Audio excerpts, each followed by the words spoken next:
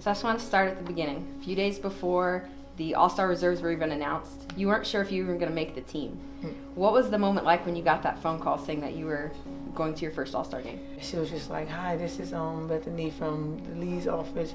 Just want to call you and congratulate you, and you made the All-Star." And at that moment, like, I kind of just went blank. I kind of just like got stuck, and I looked around and I'm like, "You joking, right?" She was just like, "No, this is not a joke. You know, I have to give you a call. I just wanted to tell you first before we announce." And I'm just like, so I had to sit down. And I'm like, okay, let me call you back. So I just sat in that moment. It was just like completely airheaded, just like I didn't know what to feel. Then you show up to All-Star with these shirts that now are in high demand, the Undrafted Shirt. Whose idea was that, and how did that come to be? The crazy part was I was trying to find something for the All-Star carpet. I was in Express looking for like some slacks, and I don't know, it just came over me. I'm like, because I seen the printing shop, and I don't know the name of the printing shop, but I was just like, well, what if I get a shirt that says Undrafted? Like, I'm the only one, so I'm like, I'm gonna go over there. He got the shirt done within 2 hours, and I was just like, I need a black one. I had a white one first, I'm like, I need a black one. So he did it again, and I was just like, yo, this is gonna make a statement. Let's jump to the actual game.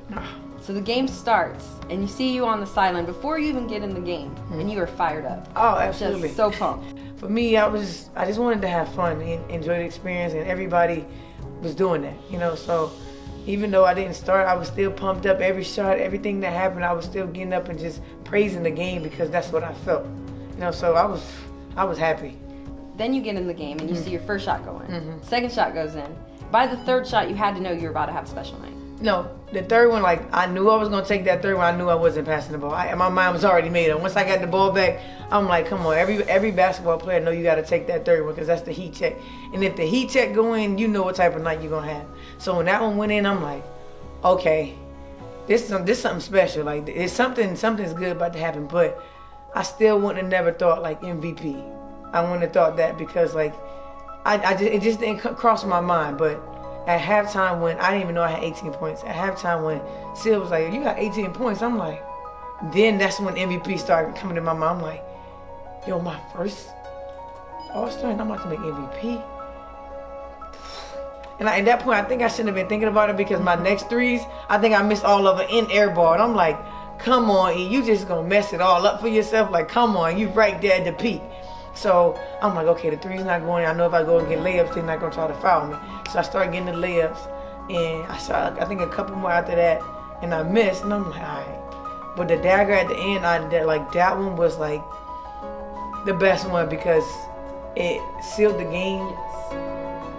7 threes, and that sealed like, oh, that's the MVP at that moment. So like, that shot was probably the best shot I took the whole game. I know one call that you got was from your college coach, Vivian Stringer. And to be able to, she's the one who kept you from quitting basketball when your mom passed away, and she helped you, get back on track and graduate. And so what was it like to speak to her in arguably the biggest moment of your career up to that point? To go back, I think Vivian was the first call. She was just on the phone, just like, "I'm so proud of you," crying because she's a water bag as well. "I'm so proud of you." And then she said the same line, "Man, I don't believe this." She was just saying how much she's proud of me, that she loved me, and she loved that I keep fighting.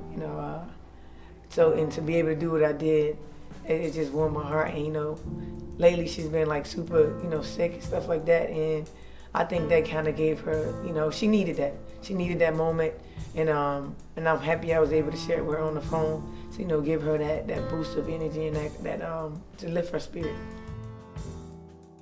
I think we all, as WNBA players or any athlete, any pro athlete, has a job to give back to the youth and let them know that they can be whatever they want to be.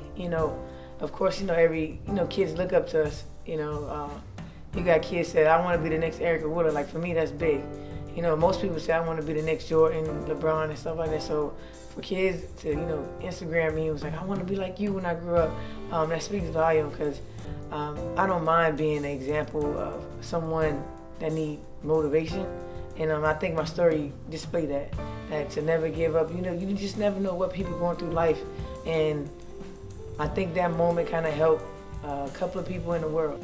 Lastly, I just have to ask, What do you think your mom is saying? If she could tell you one thing right now, or if you have one thing you could tell your mom right now? One thing she can tell me is my mom is super confident and she have this arrogance about her. She'll be like, I knew it. I know you was gonna do it. Like, that's the first thing she do. I'm telling you, my mom was there. She probably would have took over the show. She probably would have been on a court, probably doing backflips and just acting crazy and just crying, because that's who she is. She always celebrates me and my sister. She celebrates everything. But if I can tell her one thing, it would be, this for you. And I appreciate the things that you've done for me in life to get me to this point. And that would be it, just to really show my gratitude to her.